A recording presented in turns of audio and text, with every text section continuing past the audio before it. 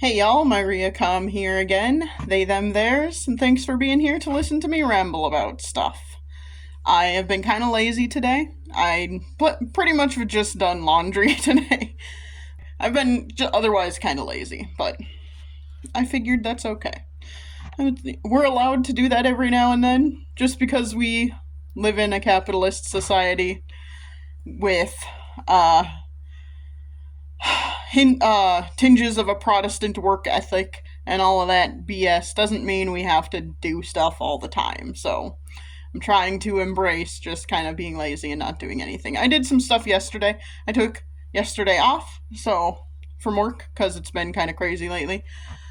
Spent all day thinking about stuff that I didn't get done at work throughout the week, so that was not smart. But anyway, took the day off and got some other stuff done. I made a casserole that smelled amazing but tastes super bland. So I'm trying to decide if I try and fix it or just get rid of it. Who knows? I don't know. But anyway. And today I'm doing laundry and I've kind of decided that's just it and I'm not going to do anything else. I might have a fire in my backyard if it doesn't rain. A fire in my backyard fire pit if it doesn't rain. So we'll see.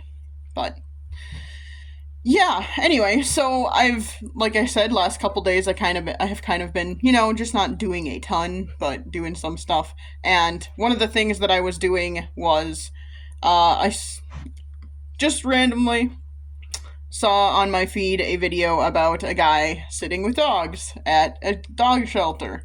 And it's just interesting, and I'm like, sure, why not? This will be heartwarming, and I kind of got hooked, so I spent a lot of yesterday watching these videos from Rocky Kanaka. I will share a link in the description for his channel so that you can go watch that if that's something you're interested in. And I was watching kind of late into the night last night because my stomach was giving me some issues, so I wasn't going to go to sleep right away. I was kind of staying up and hoping my stomach figured itself out. It did, thankfully, so that was good. But anyway, as I was up really late watching a video, there were a couple of different videos I saw yesterday where sometimes with some of the shelter animals, shelter dogs specifically, he sits with, there is, most of the time there is some kind of backstory for the dog, but it's not always a lot of backstory. A couple of the backstories that they had for a couple of the videos that I watched were, the owner turned in the dog because, something to the effect of, the dog seemed like it wasn't good with other dogs suddenly, or the owner decided that they wanted to have kids and the dog wasn't good with the kids or something like that, so they turned the dog into the shelter. And I have some thoughts about that. And the reason I have thoughts about this is because it specifically relates to my past in ways that have never really thought about. So in each of those instances in the videos I was watching, I was like, well, that is kind of ridiculous and unfair. You've had this dog for years, and one thing changed, and then you are basically like, well, whatever, I'm just getting rid of the dog. I mean, that's a lot more of a flippant way than it probably went in some of those cases, but for me, in my opinion, if you get a pet of some kind, you are making a commitment to that pet. It's like adopting a child, right? If you adopt a child and then later find out there's a behavioral issue or there's something about that child that, they don't like your other kids or something. I mean, you already adopted the child. You can't just randomly decide to take them back, right? Same with having children in general. If you have children, if you decide to get pregnant and have a child, you can't just then be years down the line, be like, oh, wait, this kid has this medical issue I don't want to deal with. Sorry, I'm taking you back. Or I'm gonna drop you off at an orphanage. Bye. That is not... You made a commitment to raise a child. So therefore, you should raise the child no matter what issues the child has. So that's how I feel about like having a pet as well. If you bought a dog or you adopted a dog or whatever, even if like something pops up later that is an issue you're going to have to deal with, you should deal with that issue and not punish the dog by taking them to a shelter and like abandoning them basically. I mean, there, like I said, I'm sure there are cases where that is not what it feels like you're doing, but that's what it feels like you're doing in my estimation, especially since the dog doesn't get it. The dog doesn't understand. The cat doesn't understand. The bird, the hamster, whatever, doesn't understand why you are taking them to this random place and leaving them there and never coming back. They don't understand. They are your pet. They are your family member. They have relied on you for years up until that point. They don't understand why you're just making this decision and leaving them alone. So, that, like, just generally speaking, that's how I feel about that. I don't think you should abandon a pet for like, if it's a behavioral thing, you can get training. You can train the dog yourself. I mean, you don't have to get a trainer necessarily, but you can train the dog yourself to be better around kids. You can give them boundaries. You can, like, because, like, there was one case in particular, one video in particular that I watched where it was, like, the owner turned the dog in because it was something like the dog wasn't good with kids and their grandkids were coming over or something. Like, what? And it wasn't like the dog did anything to the kids according to the intake form. It was just they were just like, well, our dog isn't good with kids and we want to see our grandkids. Like, what? That's insane, in my opinion. But anyway, so the reason that I decided to, like, talk about this in a video is this relates to my personal life in a way I didn't really think about and have never really thought about. When I was an infant, like a baby, like less than a year old, my parents had a cat who I believe was a rescue cat of some kind. I don't know a lot about this cat for reasons you will understand as I explain. But, so my parents had a cat when I was a baby. When I, like, was a brand new human being in the world, and they brought me home, and they had this cat. I don't know the circumstance. All I know is that at some point, this cat apparently scratched me on the face. I assume it's because I was a baby and I probably did something to the cat. I don't think, because my parents have never said, like, oh, the cat just randomly walked over and scratched you. I'm assuming that I probably did something. Like, you know, babies flail their arms around and grasp at things. Like, we're talking about an infant who, like, can't walk or anything yet. So, I'm assuming, like, cat was curious. Cat came over to where I was laying. I probably was just like, wah, baby things, wah, oh, grabbing at things, and I probably grabbed the cat, or, like, grabbed their fur, or their, whiskers or something, I don't know, and then the cat scratched me. That's my assumption. Anyway, so, she scratched me on my face somewhere. Couldn't tell you where, because I don't think I have a scar. It might be, like, here. I think I have, like, a very faint scar on my lip here. But they said it was, like, by my eye. Again, I was a baby. I don't know. And I've never seen pictures or anything. I've also never seen pictures of this cat. So, I'm like, wow, you really cared about this cat that was part of your family, huh? But anyway, so that happened, and they got rid of the cat. They rehomed the cat in, like, to a different town even, which is, like, I don't know, half an hour away from the town I grew up in. So that feels kind of wild and random to me. Like, why'd you rehome the cat so far away? I didn't grow up in a, like, tiny little town. It's not like there were only 100 people. So why so far away? But anyway, so they rehomed the cat. What, like, literally all I know about this cat is her name, and her name is Tina Louise, or was, because she's obviously not around anymore. That was when I was a baby, and I am in my 30s now, so the cat is no longer alive. I don't know how old she was. I don't know how long my parents had her. I do know that she was there before me. Like, she was in their house before I existed. So, it's not like. I don't know how long she was there, but I know that she was there prior to me being born. So. Or at least that's what I've been told. Maybe it's incorrect. I don't know. I don't know what color this cat was. I don't know anything about this cat because I was a baby. The one thing I do know is that this cat lost her home because I existed. And my parents decided that she couldn't be around a baby. Like, my brother is 8 years older than me, and my brother was, like, she seemed fine with my brother, from my understanding, because it wasn't because of my brother that they got rid of her, so. Yeah, so, I have some personal insight on this. Even though I don't know this cat, never knew this cat, can't tell you if she was a good, bad, indifferent cat. I have no idea. But I can say that having, like, thought about this now, I feel guilty.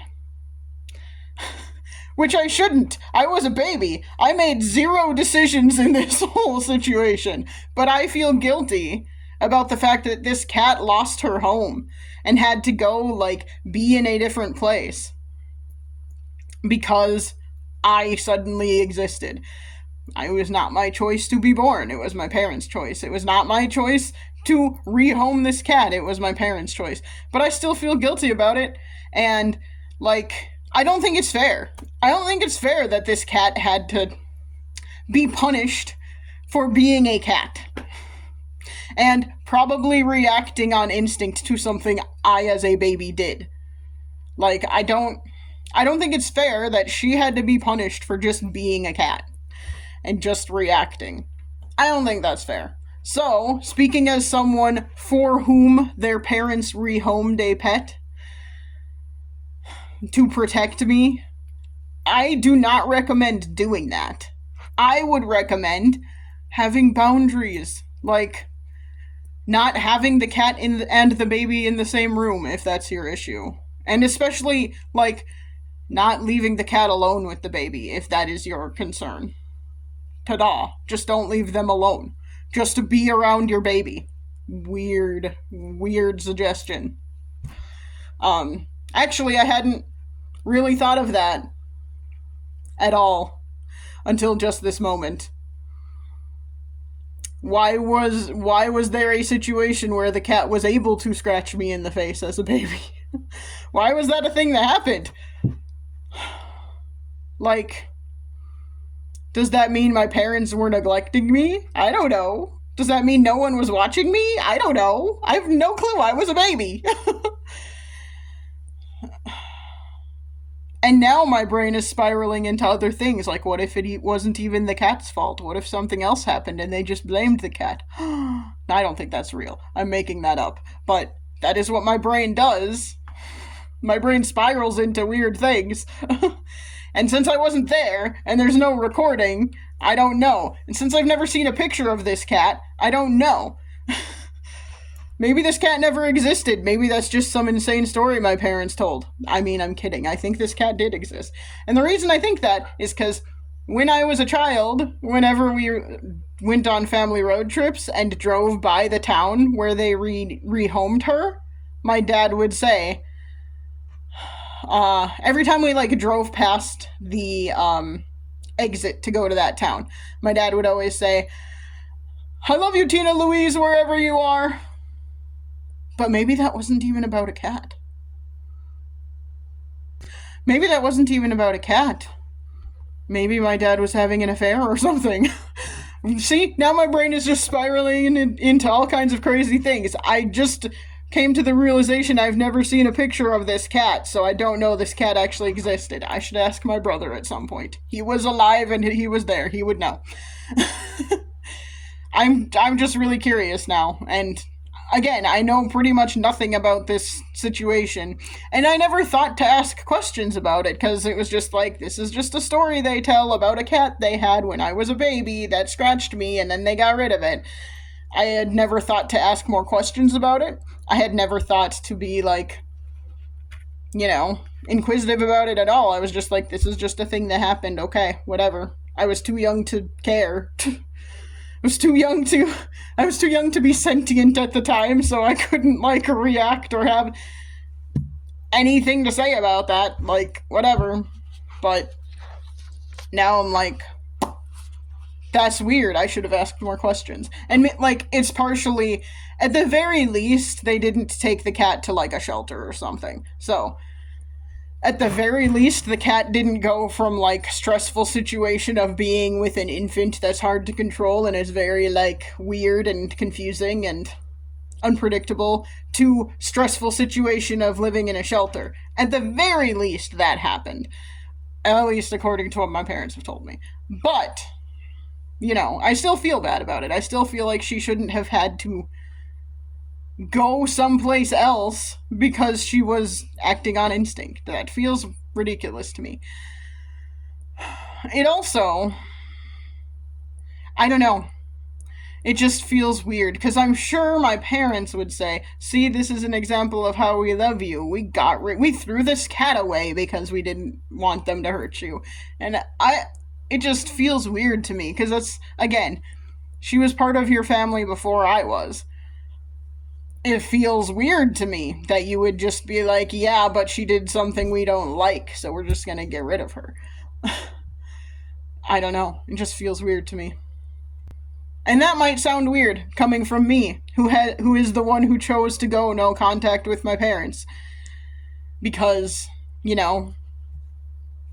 that's basically me doing the same thing to them.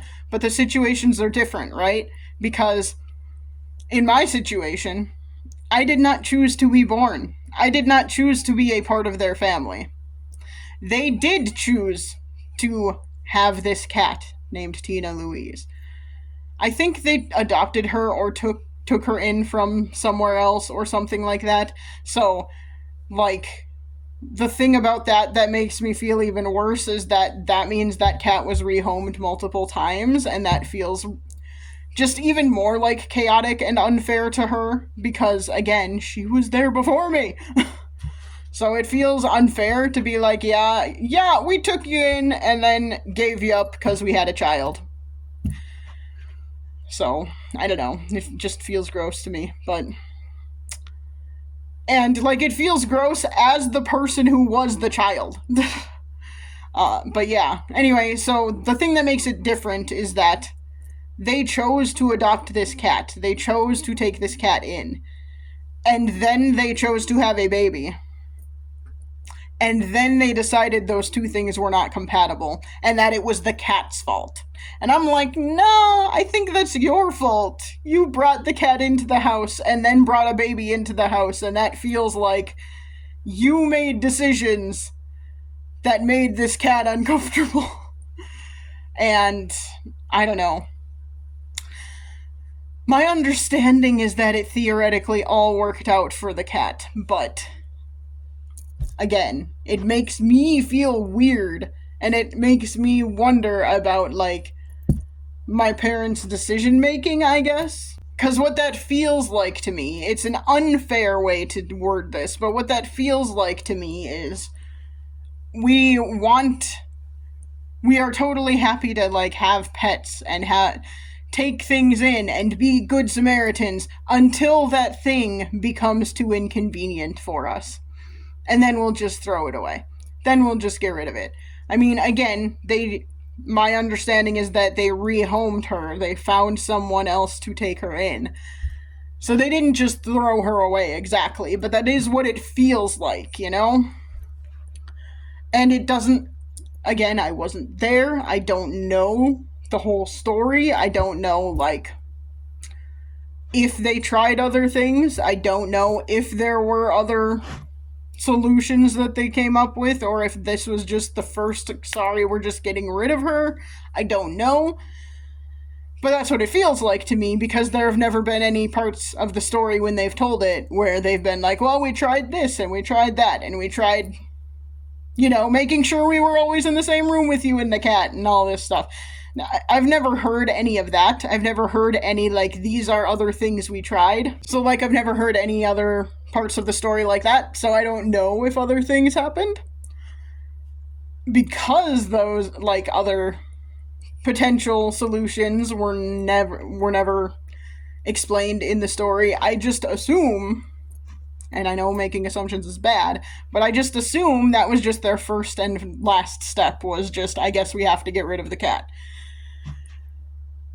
And that feels weird to me, because I don't think I would ever do that. I think I would find another way. I'd find another solution. I'd be like, okay, well, cat, you can only be in these rooms of the house now. Or, like, just as an example, we always had cats when I was growing up, and none of the cats were allowed in my parents' bedroom. That was just a boundary my parents had. They didn't want them in there. My mom claims, I don't know why you would admit to this, but my mom claims that at one point she, like, when my parents were first married, they did let the cats in their bedroom.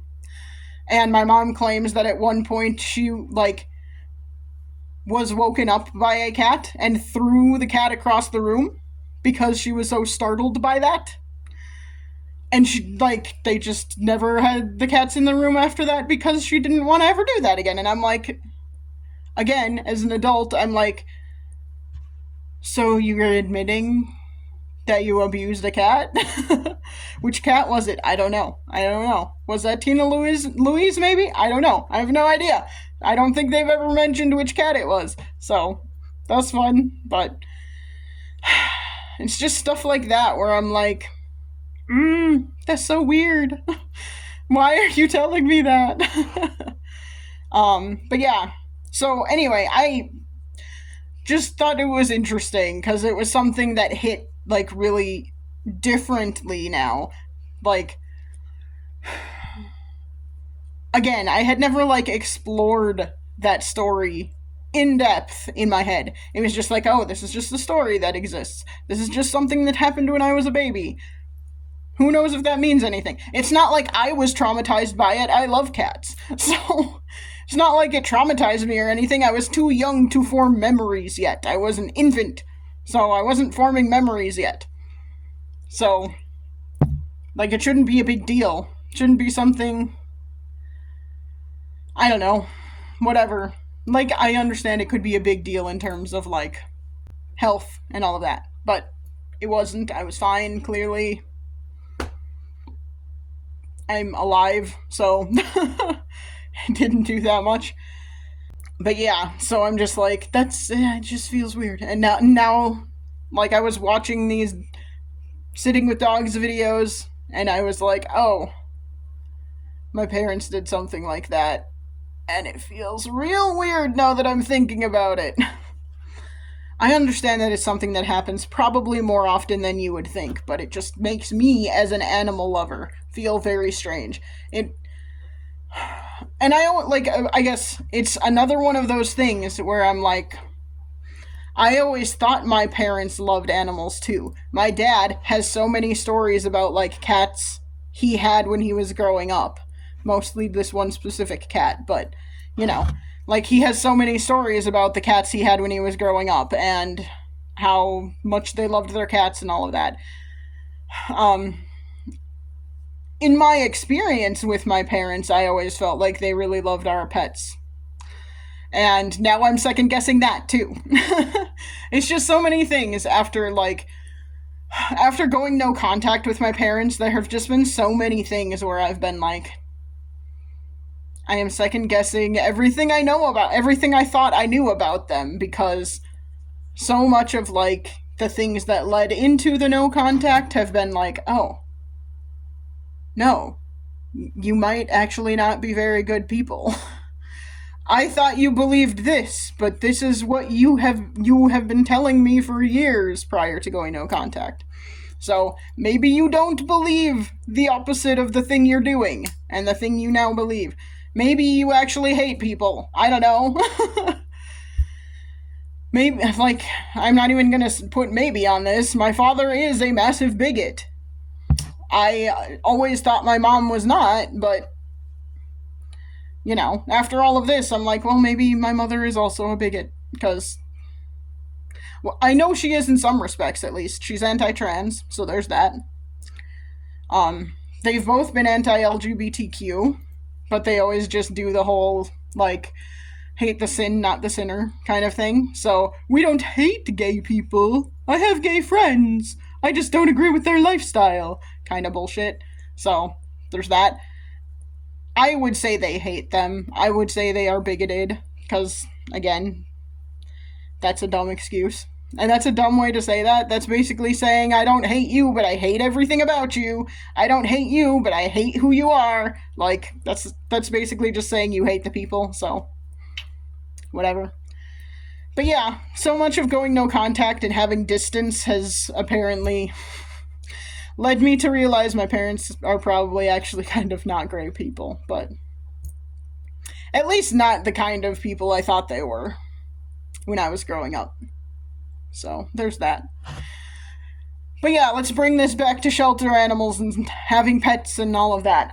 As someone for whom their parents got rid of a pet that already existed in the family because they didn't think the pet could handle the baby or whatever, don't do that.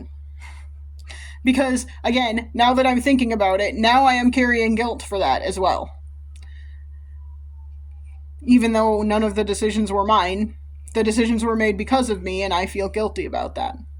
I won't feel guilty about it forever. It's not like a huge weight on my shoulders, but I do feel guilty about that, and I am gonna just consistently wonder, did Tina Louise have a good life after that?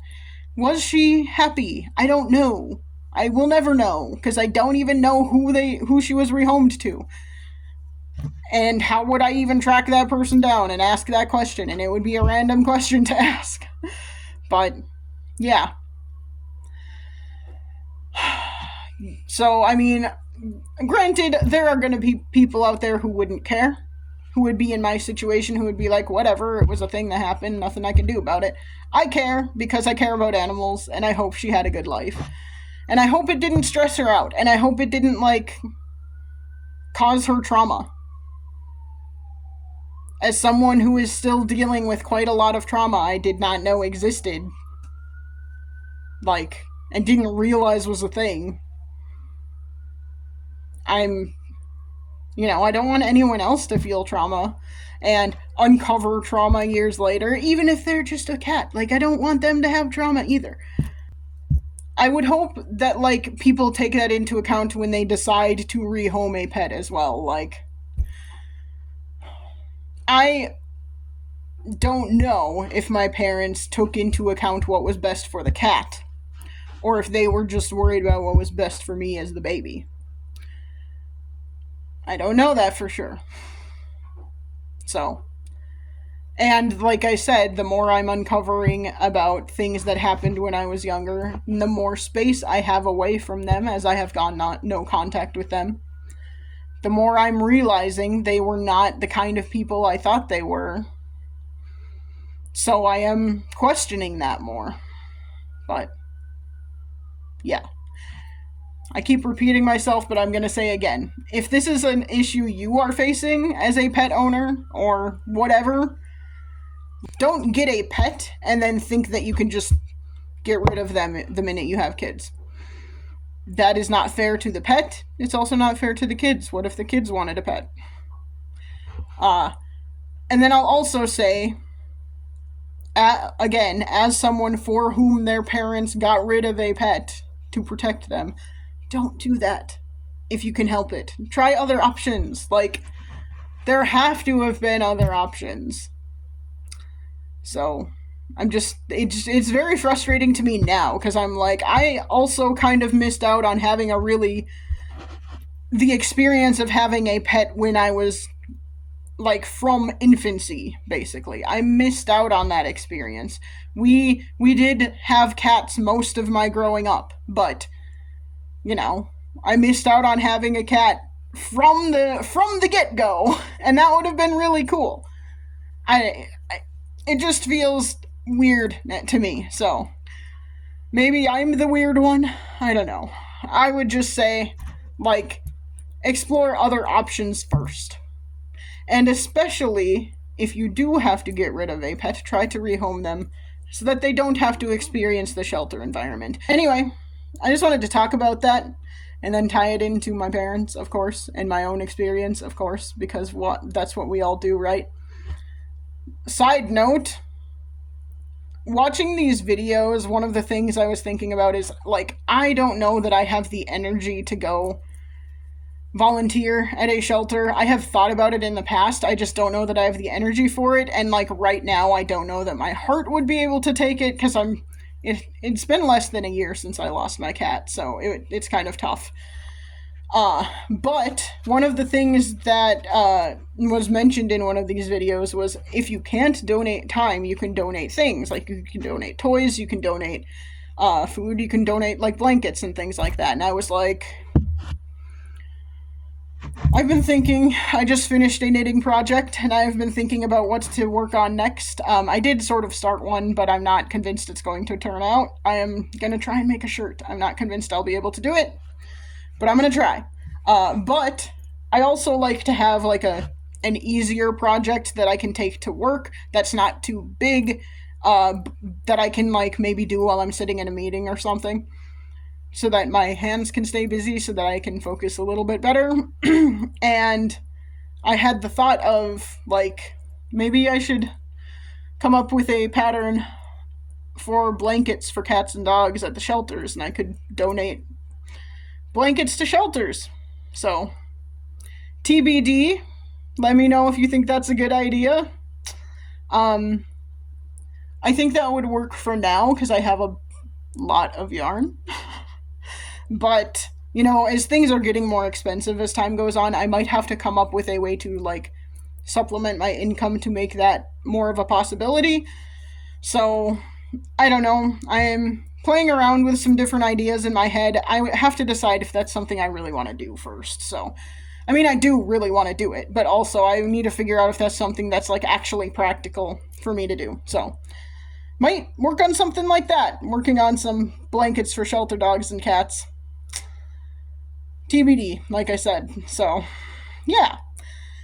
Thank you for listening to this long ramble and semi-rant about not just giving up a pet to a shelter because you decide to have kids after the fact. Adopting or buying a pet is a commitment. You're committing to raising that animal for their entire life. So, you know, that's my thoughts on that. Thanks for listening. If you did, I appreciate it. This has been Maria Com, and I will try and chat at you again soon. Bye.